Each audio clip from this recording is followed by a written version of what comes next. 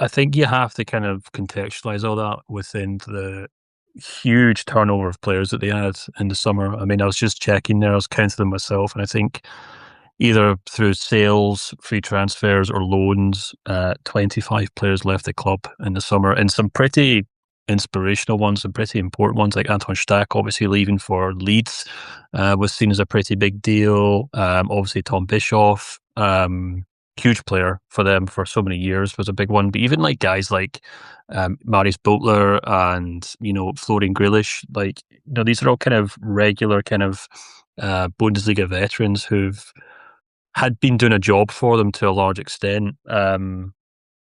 And then they've basically just kind of used that money, and I guess money they've always had, to bring in a whole new fresh cast of players. And I think you kind of look through just about every one of the players they've signed this season, and I think, interestingly enough, all but maybe Koki Mashida, who's been out injured, have been excellent. Like, obviously Abdellah, who I kind of profiled at the start of the season as a player to watch, has been an ever-present player in that midfield. He's been an outstanding defensive midfielder.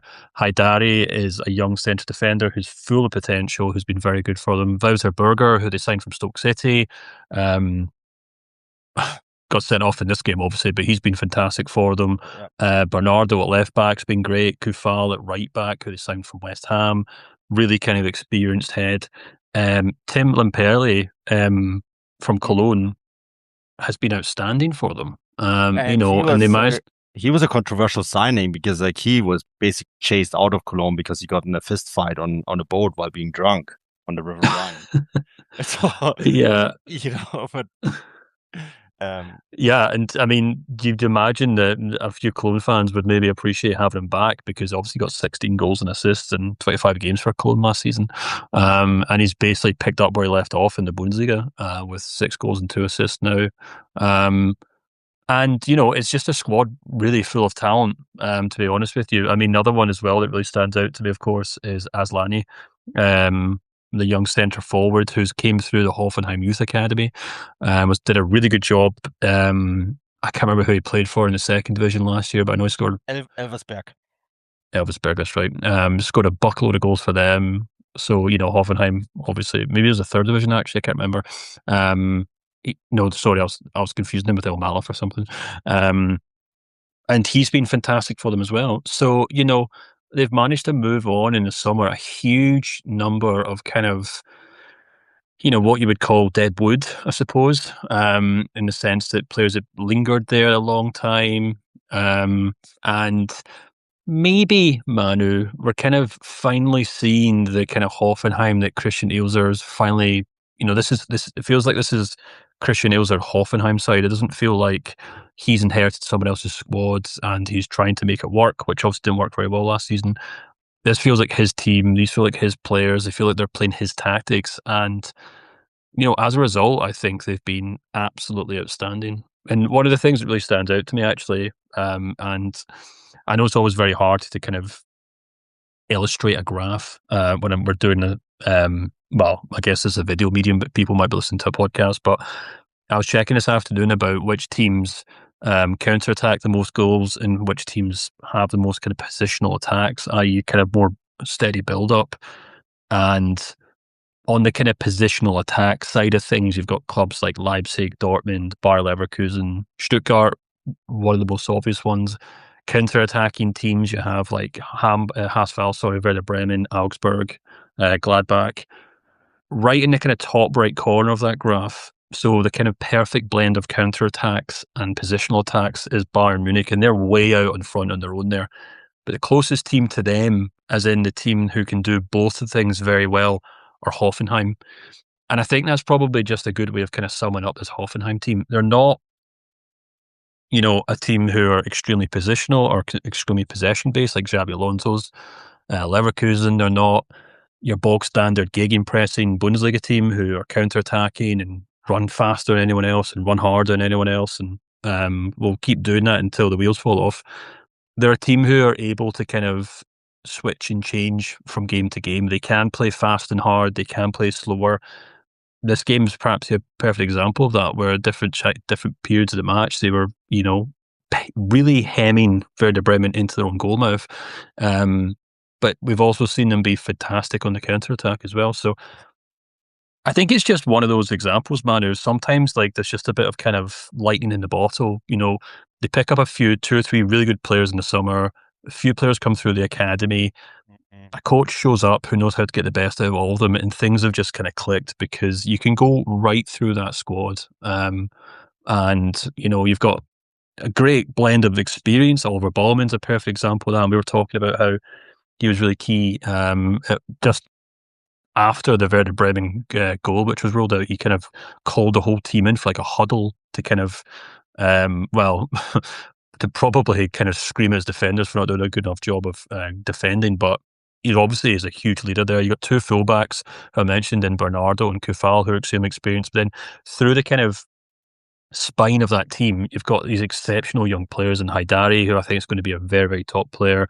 Also mentioned Abdellah, and of course the two centre forwards up front in Lemperle and Aslani. And they've also picked up Cole Campbell from Borussia Dortmund, of course. So it's a team full of talent, Manu, and that's probably why they're third in the Bundesliga.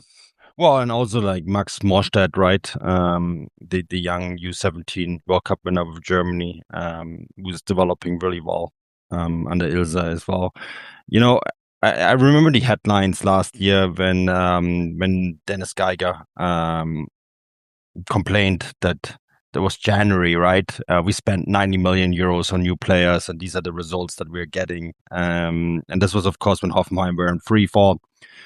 And that caused a lot of headlines because then, of course, it came out that they didn't exactly spend 90 million euros, but when you add the agent fees, which they paid a significant amount of, they did actually end up wasting about 90 million euros on new players. And as you were talking, it was going through the arrival and departure lists of players. There's 25 incoming and 27 outgoing player movements. Now, some of these are players that were sent on loan, came back, were sent out on loan again. Some of the players that have returned, they're players that have returned on loan. So, that always inflates that number.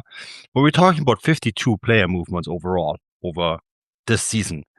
And a lot of that has to do with trying to make sense of a squad planning that wasn't really cohesive, was very heavily influenced by a player agent, Roger Wittmann, allegedly, right? That there used to be a separate transfer budget just for his clients. And so I think what we're seeing right now is when you have that many players coming in and coming out, it's really hard to build a cohesive unit, right? It becomes really hard to create a team.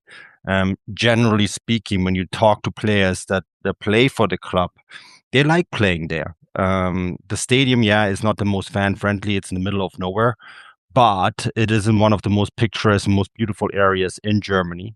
You can pick Sinsheim, you can live in Heidenheim. Not in Heidenheim, in Heidelberg, which is one of the most beautiful cities in Germany, period.